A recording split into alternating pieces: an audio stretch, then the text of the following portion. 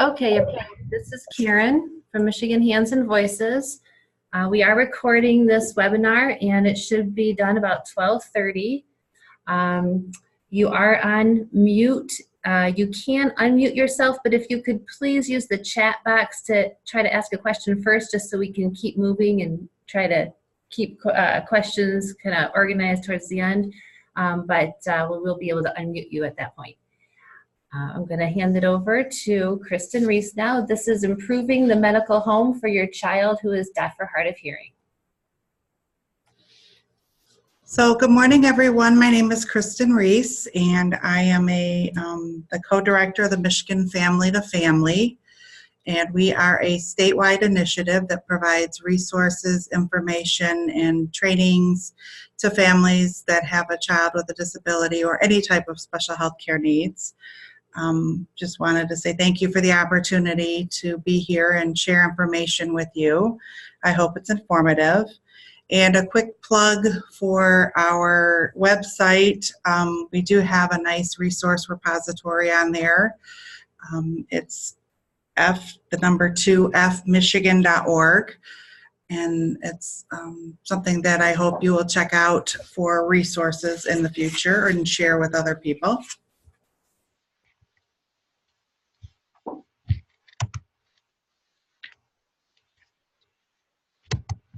Oops. Okay, so today's objectives. The purpose of today's webinar is to define and describe a medical home, identify your role in the medical home, and hopefully you can create some action steps that you can take right away.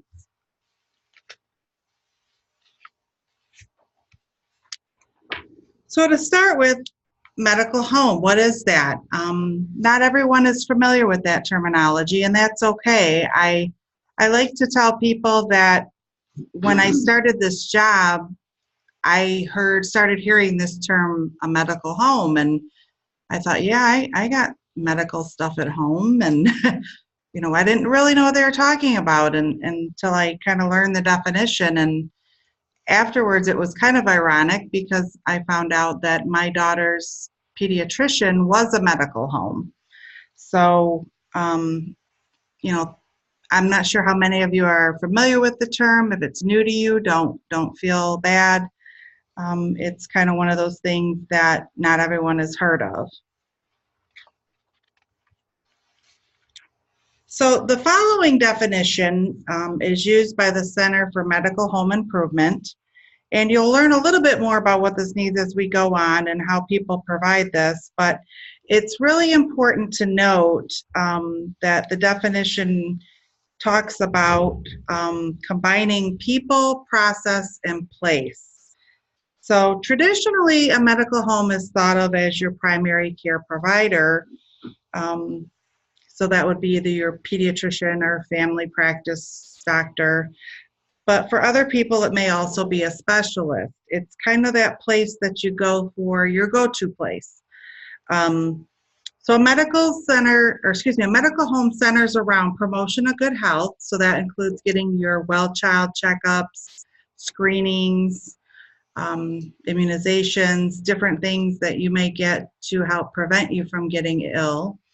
Treating acute illness, so an ear infection or a cold or the flu, an injury, and also chronic condition management. So it's those conditions that are expected to last beyond just an acute period, but continue on, and how to manage those and make sure that the individual is having the best possible chance to live a fulfilling life.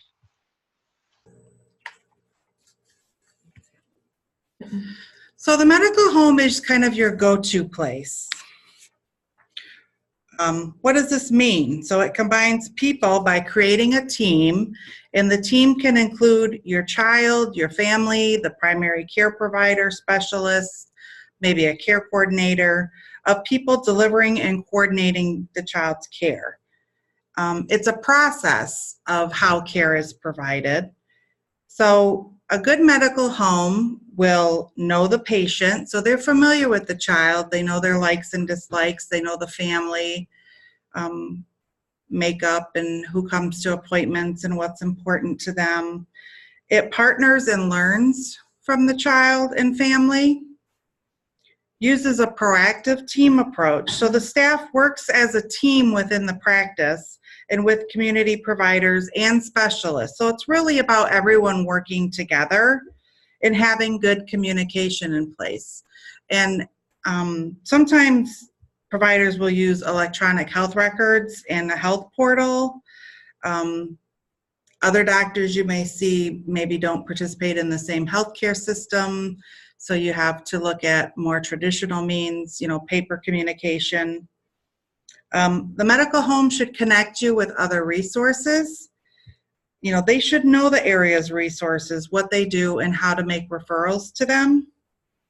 And also, it's having a medical home helps avoid things like duplication of services. So you don't want to have your specialist ordering a test that the primary care already did, or vice versa.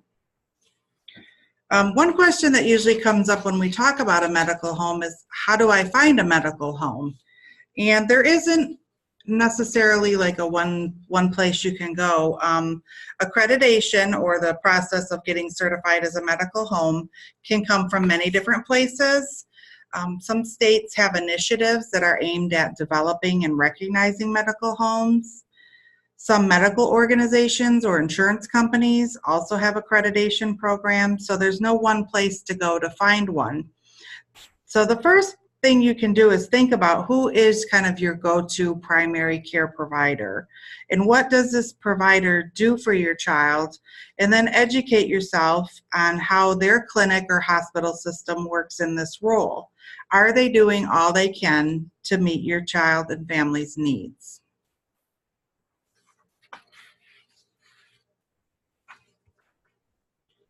So the typical way that a family may interact with their medical home may include a basic relationship between the family, the physician, and the community, including family and friends.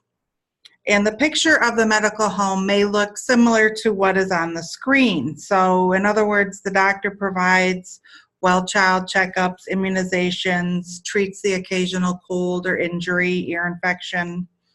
The doctor, nurse, or physician assistant answers questions and concerns, informs the parent about the child's development, and builds a good relationship with that child and youth.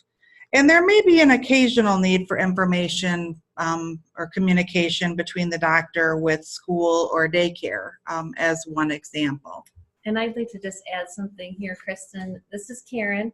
And I wanted to also add that sometimes you can have connections to community organizations such as Hands and Voices, or other organizations that you want your family to have everybody interacting with for your child.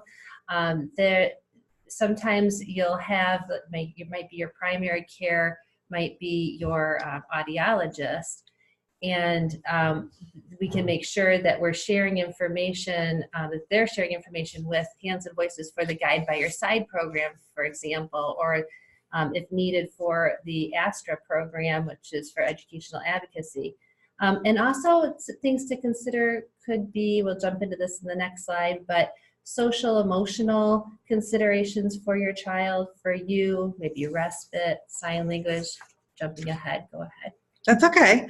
So the complexity of care for your child may change if your child is deaf or hard of hearing, and the medical home can look totally different for each child depending on their needs. So in this particular example, note the number of people involved in this particular family. We have education, depending on the age of the child, maybe early intervention, like early on, preschool or school. Funding and insurance is always a part of your life. You have to deal with the insurance companies, children's special health care. What are some other examples? Medicaid. Yep. Community services, those are a little bit what you touched on. It may be language classes or transportation, home life, and that again is going to differ for each family. What supports are needed for that family? Specialty care may include ear, nose, and throat, speech and language pathology, medical equipment, and then of course it includes the community, your friends, family, and neighbors. So a couple of key points. This isn't everything. So what might be missing or what might apply to your particular family when you create this type of visual for your medical home. Feel free to send us your comments in chat on that question as well. So just a couple of key points. In this particular example, the medical home will have a lot more contact with the family and different individuals, and they would be very important to help support that family as they navigate through all these services. I know my particular instance, we had our medical home, the pediatrician, and I was always going to them for, documentation. Can you write this letter? Can you do this prior authorization? Those type of things. So it's really important to make sure that everyone's working as a team. And then take a moment and reflect about the different communication lines that need to occur. There may be communication lines between the specialist and the family, to primary care, to school, to each other. They're not only talking to the medical home, but they may be talking with each other as well. And sometimes that information is important to be shared with the doctor, the medical home.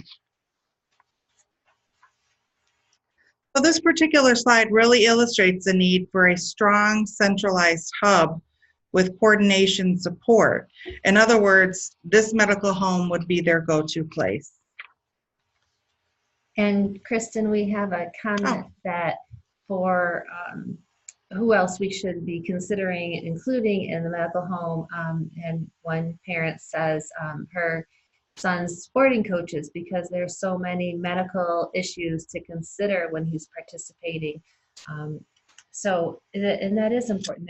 There are times when you have to have everybody working together, even in those extracurricular activities.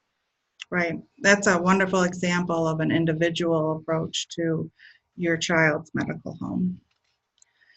So we're going to touch just briefly on what does living a full life mean to you for your child. So if you think about having a full, good life for your child, it means that all their needs are met in all these different areas: community, school, their social life, friends, family, healthcare.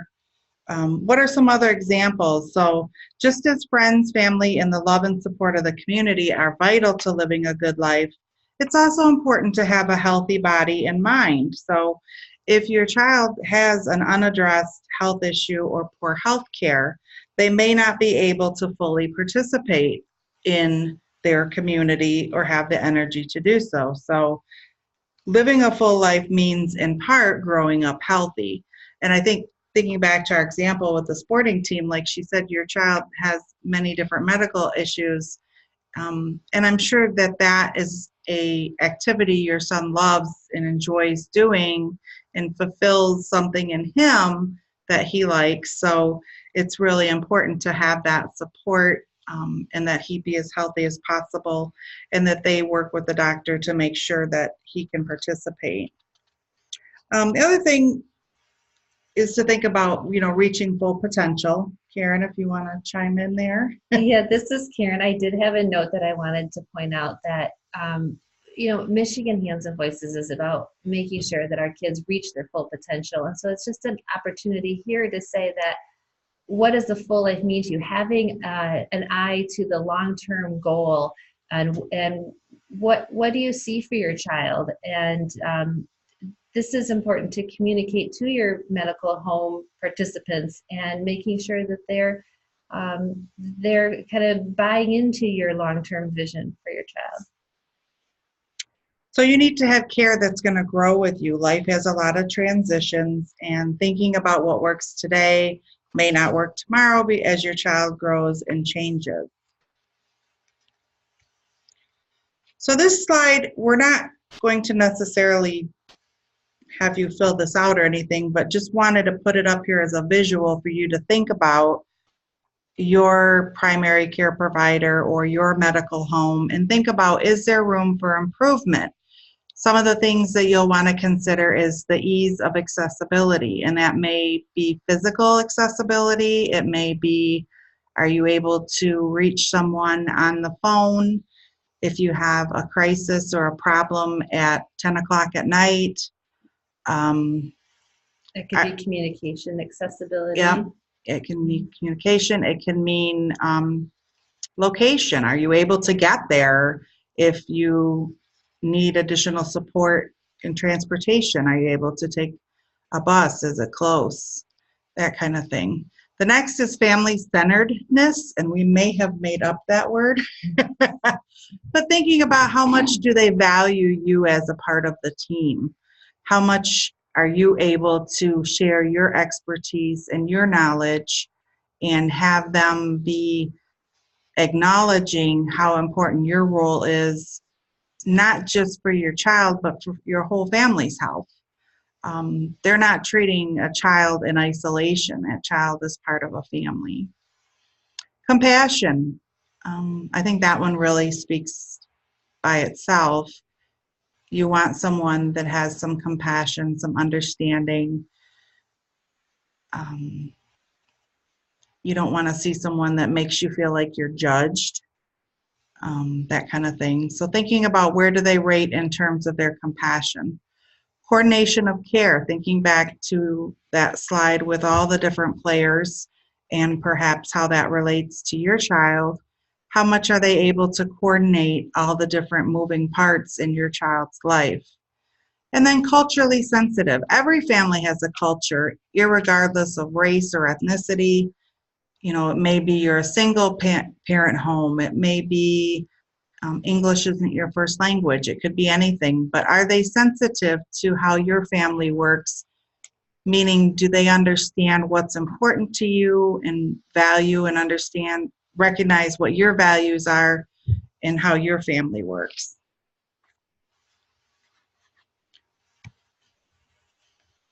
All right, expectations and responsibilities. So you have a right, when you have a medical home, you have a right to have high expectations, to expect that you will receive the care that your child needs. You have a right to be respected. As I mentioned on the previous slide, you are the expert on your child. You're a very important part of their life, and you deserve respect. You have a right to provide input.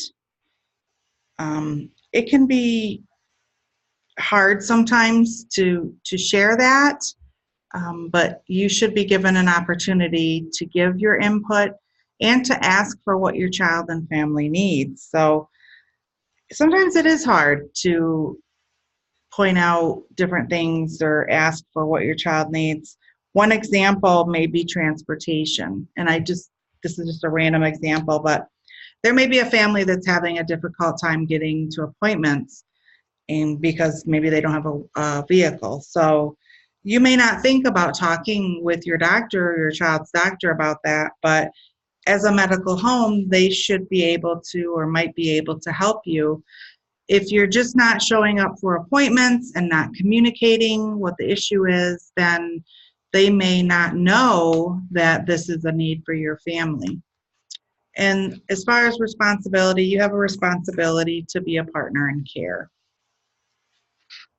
Do you want to add anything, Karen? No, I think we're good. Okay. So partnering with your medical home, learn your role, figure out what your role is here, prepare for your appointment, shape your appointment, and form partnerships for care coordination. We're going to talk a little bit more about this in detail on the next couple of slides.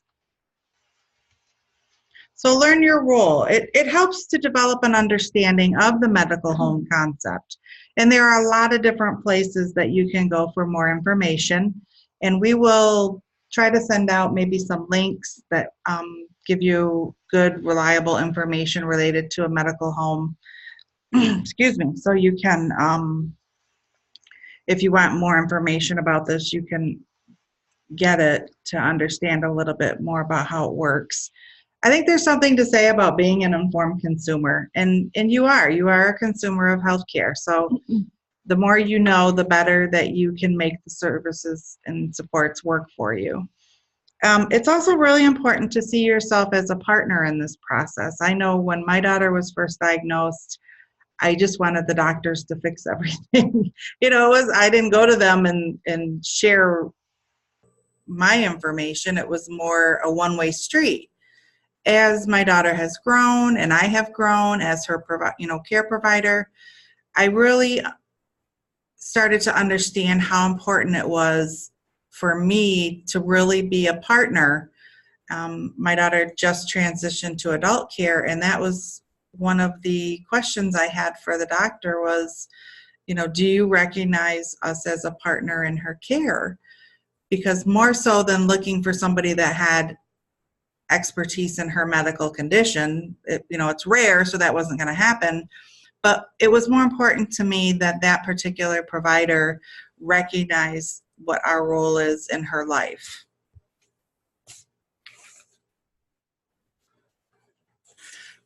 Preparing for your child's appointment. How well that appointment goes doesn't necessarily start the minute you walk in the door. You have to be somewhat proactive when you're setting up the appointment. This is Karen. You might want to even schedule some time in on your own calendar for, okay, I'm going to take 15 minutes the day before and I'm going to think things through and I'm going to write notes so I don't forget, because those appointments go fast and it's so easy to forget the burning questions that you don't think you're going to forget because you get in there and things are different from what you were expecting. You're expecting the appointment to go. So just taking 15 minutes to plan it out. What do you want to accomplish with that is a really good strategy to use. And I think you may have a lot of questions sometimes when you go in. So it's really important to communicate with them.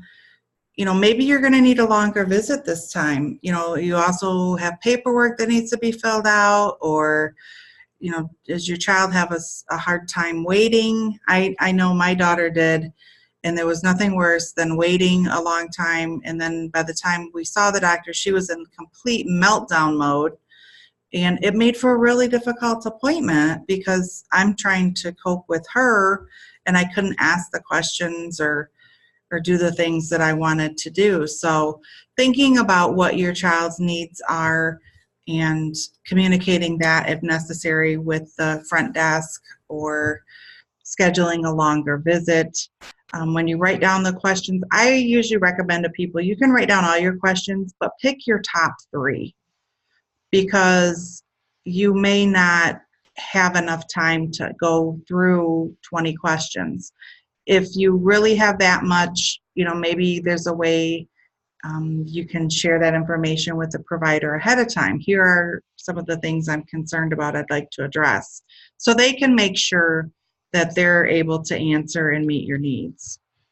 And this is Karen. I know a lot of times, because this happened to me and it has happened to a lot of parents we work with, you get to the appointment and you don't get the testing done that you wanted to that day because your kid is just not cooperating.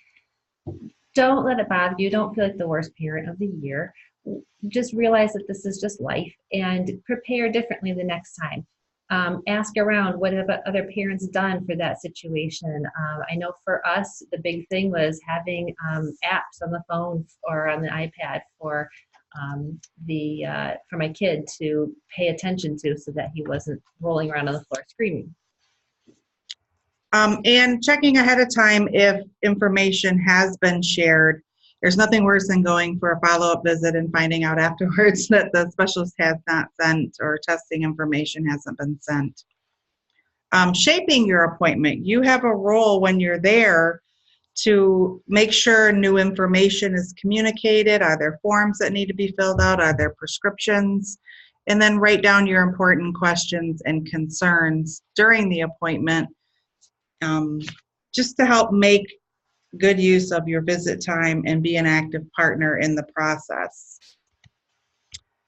So this particular slide really talks more about care coordination. So in a medical home, oftentimes there is an individual that is the care coordinator. Oh, someone asked if this, yes, we are recording this, so you can watch this at a different date. So with the care coordinator, that may be a social worker, it may be a nurse, it may be an individual who just works as a care coordinator, but there's someone there who can help you work to coordinate care, and you can actually ask for that particular service. One of the things they may do is create a shared plan of care. You may hear it called a care plan or an action plan. And this is Karen, if I can jump in here, because I really want to make sure we have time to get this done. There's a link here called Shared Plan of Care. It's not going to want me to click on it. Let's see if it does. And before I click on this, just in case I lose you, I want to make sure that you understand this is a proposed shared plan of care specific to children who are deaf or hard of hearing. And we're looking for feedback from families, so you can throw feedback into the chat or email us later. We'll get you our email information and give us your input on the shared plan of care. Here we go. See what happens. No, it doesn't want to go.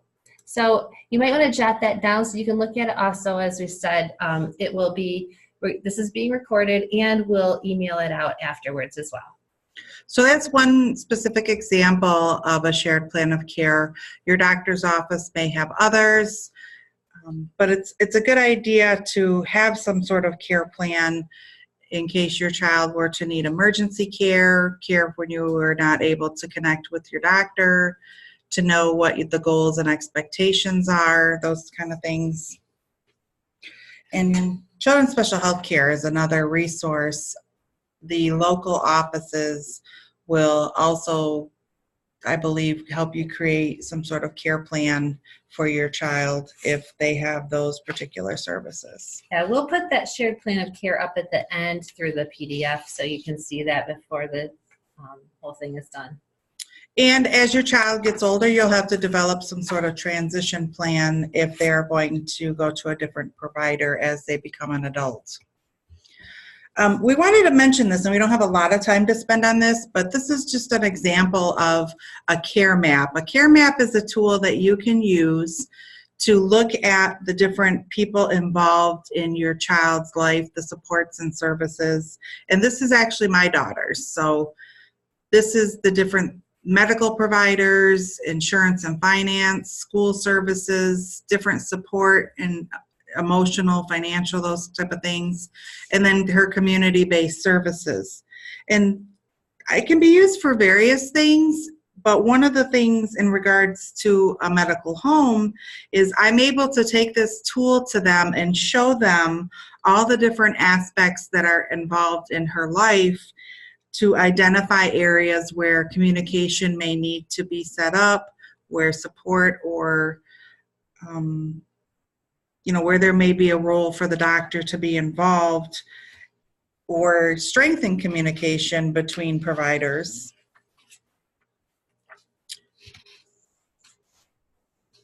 And before I go from that, I do want to say there's no right way to do this. It's just an example of, and yours may look totally different for your child. So this was just my particular daughter's, but one of the other good things for this is really identifying where there's a gap in services and supports. And I was able to work with her providers to think about where there were areas. There weren't a lot of social in my daughter's her care map. So where were there opportunities to connect her with resources and social opportunities for her to be out in her community? I always like to throw that in there. Great point. Yeah. So how can you help with medical home efforts? It could be at a personal level, providing feedback to the doctor's office when you have services, advocating for your family, creating and using a care plan, and raising questions about access to care. For example, if your family needs a special appointment time, making sure that's communicated and they understand the needs that their particular families and their practice have. It may work at, you may work at the practice level. Some individuals are interested in being able to improve things for not only their family, but other families as well. So helping demonstrate the effectiveness of care coordination, sharing what works well. Some practices may have some sort of quality improvement. I don't know if you call them a team, yeah, that kind of thing, and helping them work at that level. And there's also initiatives at the state and national level that you can do to advocate for working with individuals to improve medical home. And this is Karen. One little quick plug for our program that we call 136 Parent Representatives. You can get involved with us. We'll train you to get involved in working with the systems that serve our kids, whether that's medical, educational, whoever, we can help you get involved with that, go to meetings, and be paid for contributing to the systems. Yep. So the last thing we're going to leave you with is just an opportunity for you to think about what actions or ideas that you can learn for your child's next appointment. What are some things that you could do? And it may be as simple as checking to see if your child's primary care provider is a medical home. You know, talking with them. What does this mean? What additional supports could they provide for your child? Do they have a care coordinator? Can you create a shared plan of care? So there's, again, various things that they be able to do, but we'd like for you to just brainstorm 3 things as you move forward from today to think about. Do we have time for them to share any, or? If you'd like to share, if you could throw something in the chat, we'll unmute you, and in the meantime, we'll get that PDF up.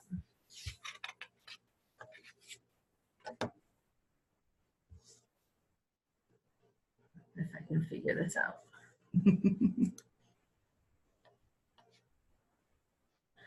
Okay, so now I just need to get the PDF. Oops. There we go.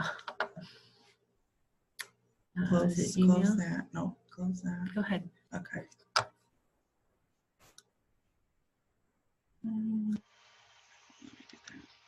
Put it right here. And as I said, we will be emailing out that PDF, and we would love to get your input on what you think is included in that shared plan of care that's good, what still needs to be included, etc. But otherwise, if you are going to log off before we get this PDF up, then have a great rest of your afternoon. And thanks for joining us. And hopefully we'll get this PDF up here soon. I do not see it. I put it on my desktop. Is that it? No, that was the other one. We get it on email. Sorry for the delay. I did save it. Maybe. That's not it. That's not it. Is it behind this box?